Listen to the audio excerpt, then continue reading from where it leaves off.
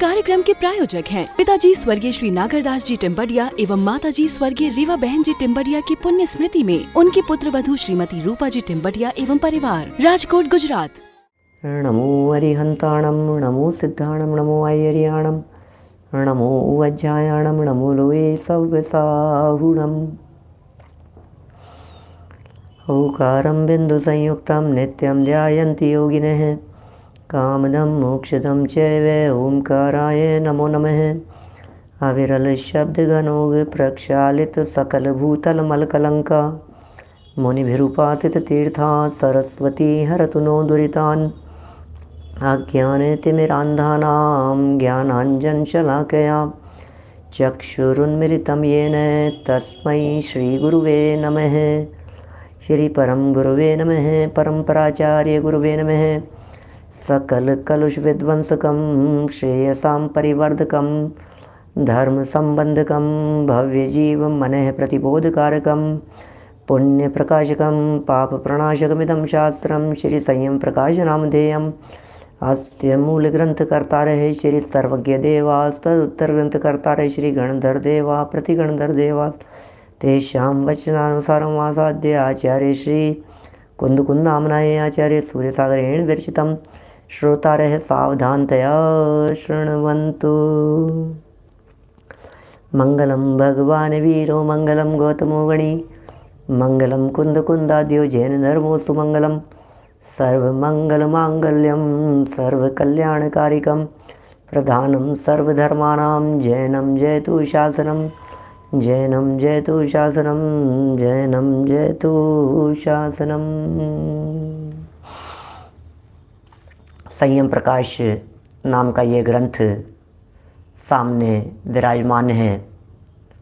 महाराज साहब सूर्य सागर जी साहब द्वारा लिखी गई यह सुंदर रचना है और श्रावकों के षट आवश्यकों के प्रकरण में यहाँ ये सिखाया जा रहा था, यहाँ ये समझाया जा रहा था, बताया जा रहा था कि हे भव्य जीवों, पूजन करो। नित्य पूजन करना ये श्रावकों का कर्तव्य है।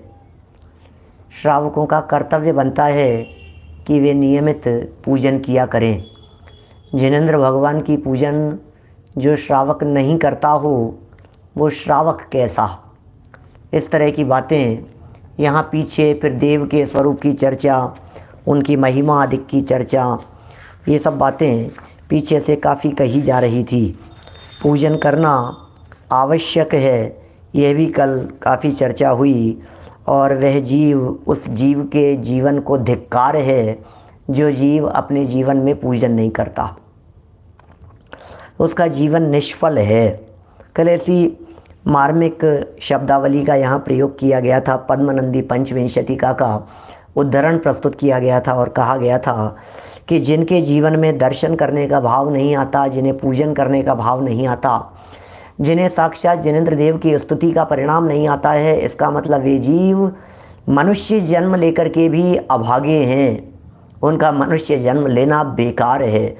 अरे और तो और वे लोग अपने मनुष्य जीवन को धिक्कार है उनके मनुष्य जीवन पर, यदि वे अपने मनुष्य जीवन के दुर्लभ क्षणों को कहीं बर्बाद कर रहे हैं तो धिक्कार है उनके जीवन को, धिक्कार है उनका मनुष्य जीवन प्राप्त करना, जैन कुल में पैदा हो जाना। और यहाँ एक सुंदर उदाहरण देकर के चर्चा कर ली गई थी कि जिस तरह से आमदनी नहीं हो और खर्चा हो तो बेकार है। आमदनी नहीं है साहब, आमदनी नहीं है, खर्चा ही खर्चा है तो बर्बाद है। फिर भैया यदि कमाई हो तो खर्चा करो, खर्चा कर रहे हो तो कमाई की तरफ भी ध्यान रखो। ये लोकोक्ति, ये लोक नीति भी यहाँ बतला दी गई थी। बुद्धिमान गृहस्थ द्रव्य उपार्जन करते हुए संचित द्रव्य का व्यय करे, संचित द्रव्य का व्यय करे, लेकिन अर्थ उपार्जन करते हुए करे। ये लोक नीति कहकर के सिद्धांत पर घटित किया था कि आपको पूर्व पुण्य के वजह से ये मनुष्य देह, जैन कुल, ये परिवार, ये सब संयोग मिल गए हैं, लेकिन यदि ये सब प्राप्त होने के बावजूद भी आत्मकल्याण की तरफ यदि आपने कदम नहीं बढ़ाए, यदि आपने मोक्ष पथ पर कदम नहीं रखा तो आप ये निश्चित मान करके चलिए कि ये खाए खोया बह गया जैसी दशा होगी। दोबारा आपके पास में इतना पुण्य नहीं होगा कि आपको जैन कुल मिल सके, जिनेंद्र देव के दर्शन आदि का सौभाग्य मिल सके। इतना पुण्य तो पल्ले चाहिए ही। ये सब बातें कल हम कर चुके थे आपके बीच में, और आज पूजन करने की महिमा बता रहे हैं। गजब का श्लोक लिखा है। चमत्कार कहते हैं ना, सारी दुनिया में चमत्कार चमत्कार। असली चमत्कार क्या होते हैं, कैसे चमत्कार हो जाते हैं? आपके दुनिया में ऐसे चमत्कार मिलेंगे क्या कहीं? जैसे चमत्कारों की चर्चा यहाँ पूजा के महात्म्य में समविचरण का चित्रण करते हुए कर दी गई है। 361 नंबर का यह पेज है, पूजा का महात्म्य। मानिनो मान निर्मुक्ता, मानिनो मान निर्मुक्ता, मोहिनो मोह वर्जिता। गजब गजब का श्लोक है ना। मानिनो मान निर्मुक्ता, मोहिनो मोह वर्जिता, रोगिणो निरुजो जाता, वैरिणो मित्रताम श्रिता। कितना कितना सुंदर लग रहा है। अर्थ समझ में? मान जिनके है वो मान से मुक्त हो जाएंगे, मोह जो है वे मोह से रहित हो जाते हैं, रोगी जो है वे रोग से रहित हो जाते हैं, और वैरी जो है वे मित्रता से युक्त हो जाते हैं। कितना सुंदर श्लोक लग रहा है। अभी अर्थ पढ़ेंगे नीचे, आगे देखिए। 44 और 45 नंबर का श्लोक पढ़ रहा हूँ आगे। धर्म संग्रह श्रावकाचार्य का ये उद्धरण प्रस्तुत किया है यहाँ। चक्षुष्मन्तो भवन्नन्धा, बधिरा श्रुति धारिणे, मूकाः पटुत्वमापन्नाः, पुंगवः शीघ्रगामिनः, निर्धनाः सधना लोके, जड़ा पांडित्यमाश्रिताः, इत्यन्येपि च संपन्ना मानस्तंभादि दर्शनात्। ओहो हो, क्या गजब गजब की बातें लिखी है भाई साहब। क्या है चमत्कार। कहीं किसी जगह पर थोड़ा सा, कहीं किसी व्यंतराधिक देवों के माध्यम से किसी तरह का कोई साधारण सा कार्य होते हुए देख लिया, उसके आगे पीछे घूमता है ये व्यक्ति, कहता है अरे भाई साहब गजब का चमत्कार है भाई साहब, वहाँ तो छत्र घूम रहे थे भाई साहब, आपको पता नहीं है, वहाँ तो साक्षात नाग देवता आकर के विराजमान हो गए थे और हमने अपनी आंखों से देखा है। और प्रतिमा के ऊपर 3 घंटे तक और ऐसे फन लगा करके, पार्श्वनाथ भगवान की प्रतिमा के ऊपर फन लगा करके वो बैठा हुआ था। क्या गजब, अतिशय अतिशय भैया, अतिशय हो गया, गजब हो गया भाई साहब। कहीं प्रतिमा पर पसीना आ जाता है, कहीं कुछ हो जाता है, किसी भक्त की कहीं कोई मनोकामना पूरी हो जाती है, कहीं व्यंतराधिक के प्रभाव से दुनिया में इस तरह का देखा जाता है कि इनके ताले नहीं लगते हैं भाई साहब यहाँ इस जगह पर। ओह, धरती में एक जगह ऐसी है जिस जगह पर ताले नहीं लगते। अरे गजब का अतिशय है भाई साहब, क्षेत्र का गजब का प्रभाव है भाई साहब, यहाँ चोरियाँ नहीं होती हैं। अरे भाई सुन तो सही, ऐसे चमत्कार एक ही जगह पर एट ए टाइम दिखेंगे तुम्हें कहीं? जिन बातों को यहाँ ये कह रहे हैं, ये जो बातें बता रहे हैं, इन्हें सुनो जरा, अर्थ सुनो। अब अर्थ कहते हैं, हे भव्य प्राणियों जरा अर्थ तो सुनो क्या लिख रहे हैं। ये कह रहे हैं भगवान के समव शरण में मान स्तंभ के दर्शन मात्र से, ओहो, भगवान के समव शरण में मान स्तंभ के दर्शन मात्र से ही अभिमानियों के मान दूर हो गए। इस तरह की भी आपने मुझसे कभी ऐसी व्याख्या सुनी होगी।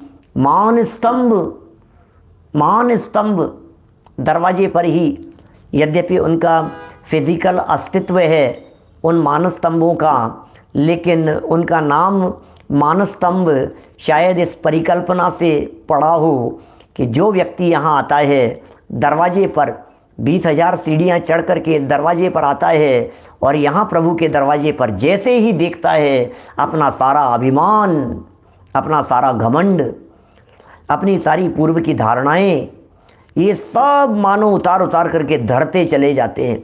इंद्रभूति गौतम, जब इंद्रभूति गौतम अपने 500 शिष्यों के साथ में वहाँ पधारे भगवान महावीर स्वामी के समव शरण में, तो भगवान महावीर स्वामी के समव शरण में पधारने पर दरवाजे पर ही जिस घमंड को लेकर के आए थे वो घमंड पूरा चकनाचूर हो गया, मानो उन्होंने अपने मस्तक से उतार करके घमंड को नीचे धर दिया हो। फिर दूसरे शिष्य ने, फिर तीसरे शिष्य ने, फिर चौथे शिष्य ने, 500 शिष्यों ने जब अपने मान और घमंड को उतार करके नीचे रखा तो ऐसा लगता है कि मानो दरवाजे पर मान का एक स्तंभ खड़ा हो गया हो, एक मान का ढेर लग गया हो। उसका नाम मान स्तंभ, ऐसा मान स्तंभ। ये कह रहे हैं दर्शन मात्र से अभिमानियों के मान दूर हो गए, घमंड दूर हो गए, और जो मोह में फंसे थे उनका मोह दूर हो गया। कितना गजब है। मोहिनो मोह वर्जिता, मोहियों का मोह दूर हो जाता है, अभिमानियों का अभिमान दूर हो जाता है। वैरी मित्र बन गए। समोच्च चरण की कैसी महिमा है। अभी तो क्या दर्शन किए हैं काला साहब, क्या दर्शन किए हैं। अभी तो देखो आप, भगवान के दर्शन करने मात्र से शत्रुता मित्रता में बदल गई। अंधों को दिखाई देने लग गया, ओह आंखों से दिखाई देने लग गया। अंधे व्यक्ति यदि कदाचित समोच्च चरण में चले जाए तो आंखों से दिखाई देने लग जाए। बतलाइए जरा, इस दुनिया में ऐसी कौन सी जगह, ऐसा कौन सा चमत्कारिक बाबा दिखाई देता है, ऐसा कौन सा चमत्कारिक क्षेत्र दिखाई देता है जिस क्षेत्र पर चले जाने पर अंधों को दिखाई देने लग जाए। बधिर पुरुषों को शब्द सुनाई पड़ने लगा। बहरे लोग यदि वहाँ चले जाएं तो उन्हें सुनाई देने लगता है। जो गूंगे थे वे भी बोलने लगे। मिलेंगे आपको दुनिया में ऐसी कोई जगह। ये प्रभु के समोच्च चरण का महात्म्य है। ये जिनेंद्र देव की उस प्रतिमा को, मानस्तंभ को देखने मात्र का ऐसा प्रभाव है। जो पंगु थे, अरे चल नहीं सकते थे, पंगु थे, लंगड़े थे, वे भी शीघ्रगामी हो गए, अर्थात पाँवों से चलने लगे। कहाँ तक बतलाएं भाई साहब। निर्धन धनवान हो गए और मूर्ख भी पंडित हो गए। क्या क्या बातें कह रहे हैं। निर्धन व्यक्ति भी धनवान हो जाते हैं, मूर्ख लोग भी पंडित हो जाते हैं, सब ज्ञानी हो जाते हैं। ये समोच्च चरण की अद्भुत महिमा है भाई साहब। अकेले समोच्च चरण की नहीं, क्या समोच्च चरण की महिमा नहीं कह रहे तो दर्शन की महिमा कह रहे हैं, भक्ति के उन परिणामों की महिमा कह रहे हैं। भक्ति के ऐसे कुछ अद्भुत अपूर्व परिणाम होते हैं जिन परिणामों के कारण सहज ही ऐसा हो जाता है। अरे मानस्तंभ क्या करता होगा, मानस्तंभ थोड़ी ना कुछ करता है। क्या मानस्तंभ किसी का कुछ नहीं करता है। जड़ प्रतिमाएं क्या करेंगी, जड़ क्षेत्र क्या करेगा। ये तो उस जीव के हृदय में, या जिस जीव के हृदय में भक्ति का सहज परिणाम होता है, जिस जीव के हृदय में भक्ति की उत्कृष्ट भावना होती है, उसकी भावना ऐसी बलवती होती है कि सहज ही वहाँ पर इस तरह की पाप कर्म प्रकृतियाँ संक्रमित होकर पुण्योदय रूप से प्रतिफलित होती हैं। उदय पाप का चल रहा था, आंखों से दिखाई नहीं देता था, कानों से सुनाई नहीं देता था, जवान से बोला नहीं जाता था, लंगड़े थे, लूले थे, अपाहिज थे। बोलो बोलो, देखिए क्या लिख रहे हैं ये। मूर्ख भी पंडित हो गए, मूर्ख लोग भी समझदार हो जाते हैं, अनेक बातें ज्ञान में झलकने लगती हैं। तात्पर्य यह है कि भगवान के समोच्च चरण के मानस्तंभ के दर्शन मात्र से, अरे अभी प्रभु का दर्शन नहीं किया है, अभी दिव्य ध्वनि नहीं सुनी है, अभी से ही ज्ञानवान हो गया। अभी भगवान की दिव्य ध्वनि तो सुनेगा, अभी तो दरवाजे पर खड़ा हुआ है भाई। दरवाजे पर खड़ा हुआ व्यक्ति जब यहाँ से आगे बढ़ेगा और अनेक भूमियों को, 7 भूमियों को क्रॉस करके जब 8वीं भूमि में पहुँचेगा, जहाँ साक्षात तीर्थंकर परमात्मा की दिव्य ध्वनि का लाभ प्राप्त होगा, तो अभी तो बाहर बाहर में ही हुआ है, अब अंदर में भी बहुत कुछ परिवर्तन हो जाएगा।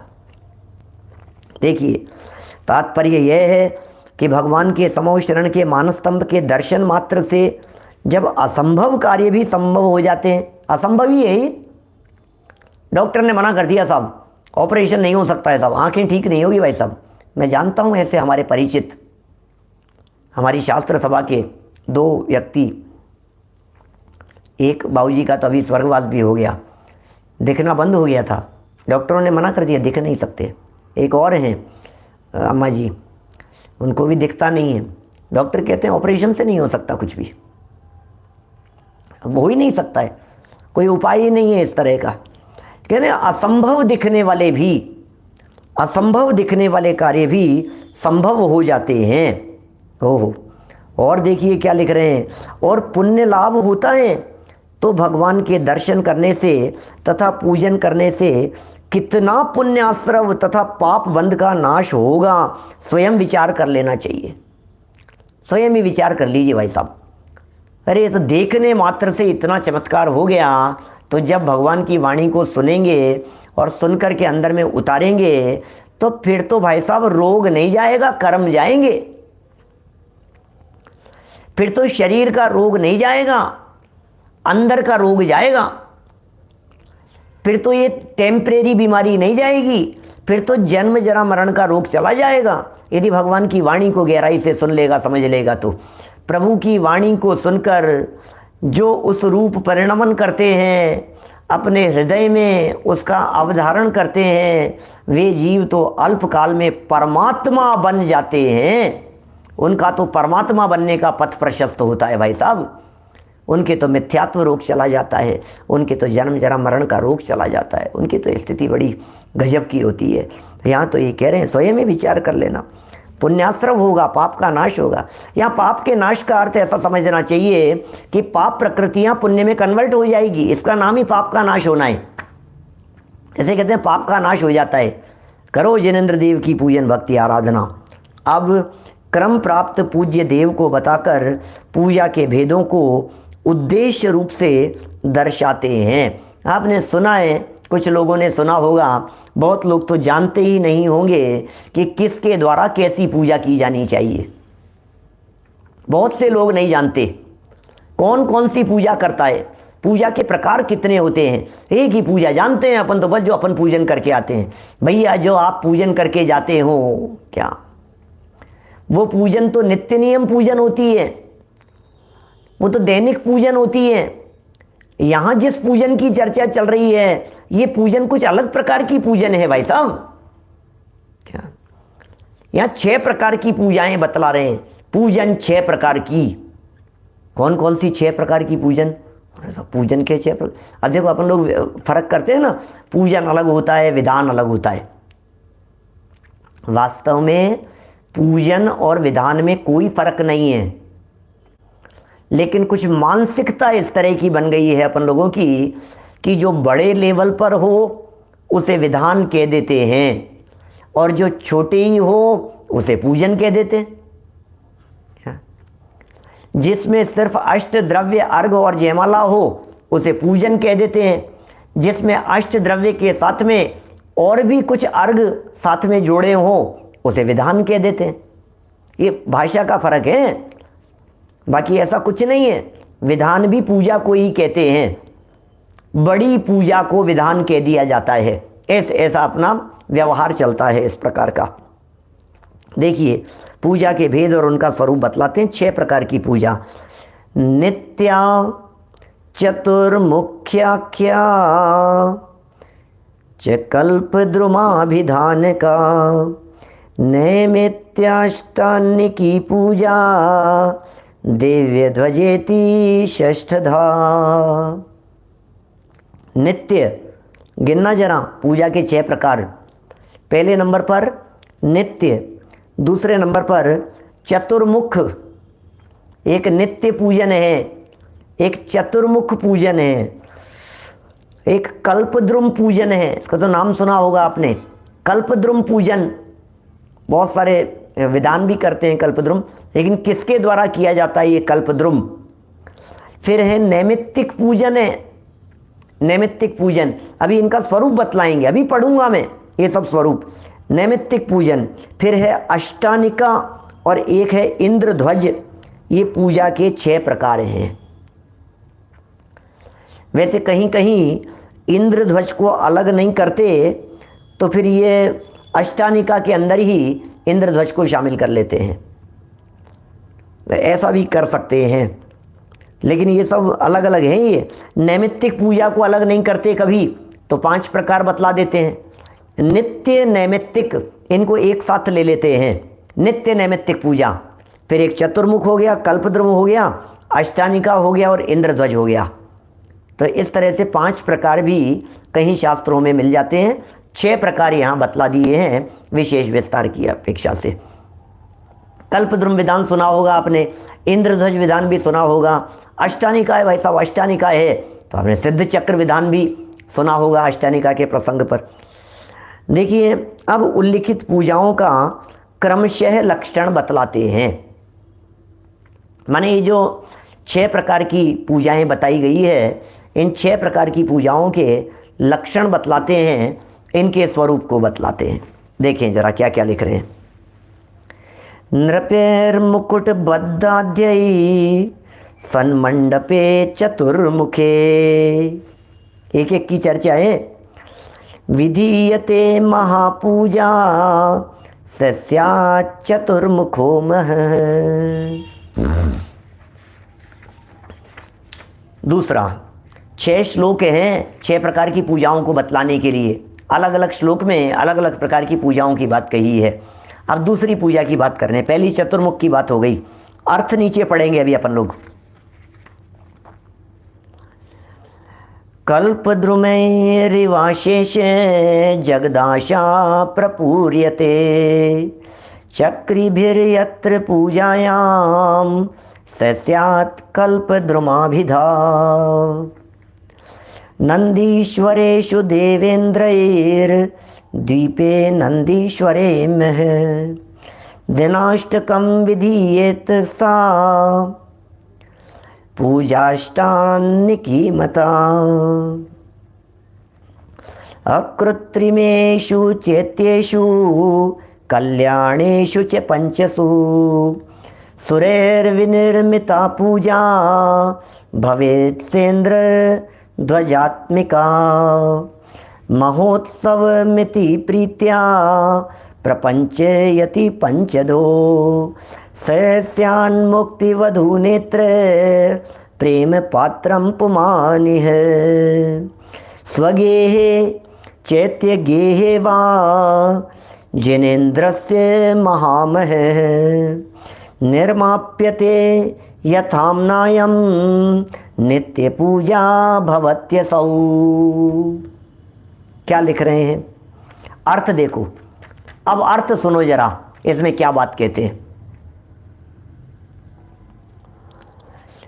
जो महायज्ञ, महान यज्ञ, जो यज्ञ बड़े बड़े मुकुटबद्ध राजाओं के द्वारा अच्छे मंडप में किया जावे, वे चतुर्मुख नाम का यज्ञ पूजन कहलाता है। चतुर्मुख नाम का यज्ञ कहलाएगा। बड़े बड़े मुकुटबद्ध राजाओं के माध्यम से किया जा रहा है, बड़े मंडप बना करके किया जा रहा है, बहुत बड़ी सभाओं में ऐसे लगा करके किया जा रहा है। ये कह रहे हैं यहाँ पर, ये कह रहे हैं ऐसा जो चतुर्मुख नाम का यज्ञ है वो पूजन कहलाता है। पूजन को भी यज्ञ, यज्ञ का शब्द का अर्थ होता है अनुष्ठान। यज्ञ हम लोग यज्ञ करते हैं ना, शांति यज्ञ बोलते हैं, विधानों के अंत में भी किया जाता है। यज्ञ अलग चीज़ है और हवन अलग चीज़ है। हम लोग यज्ञ तो करते हैं, यज्ञ तो नाम है पूरे अनुष्ठान का, और हवन होता है उसमें आहुति दी जाने का नाम। अग्नि में जो आहुति दी जाती है वो हवन कहलाता है। इसलिए हमारे यहाँ शांति यज्ञ होता है, शांति यज्ञ। तो शांति यज्ञ में मंत्रोच्चार पूर्वक किया जाता है। हिंदू परंपरा में ऐसा माना जाता है, अग्नि को देवताओं का मुख माना जाता है हिंदू परंपरा में। इसलिए हिंदू परंपरा वाले ऐसा मानते हैं कि जो भी सामग्री आप लेकर के आए हो, उस सामग्री को ये अग्नि कुंड बना करके इस अग्नि कुंड में समर्पित करो। तो सामग्री को अग्नि कुंड में डालेंगे तो वो अग्नि रूपी मुख में होकर के वहां चली जाती है। इस कार्यक्रम के प्रायोजक हैं पिताजी स्वर्गीय श्री नागरदास जी टिम्बडिया एवं माताजी स्वर्गीय रीवा बहन जी टिम्बडिया की पुण्य स्मृति में उनकी पुत्र वधू श्रीमती रूपा जी टिम्बडिया एवं परिवार, राजकोट गुजरात।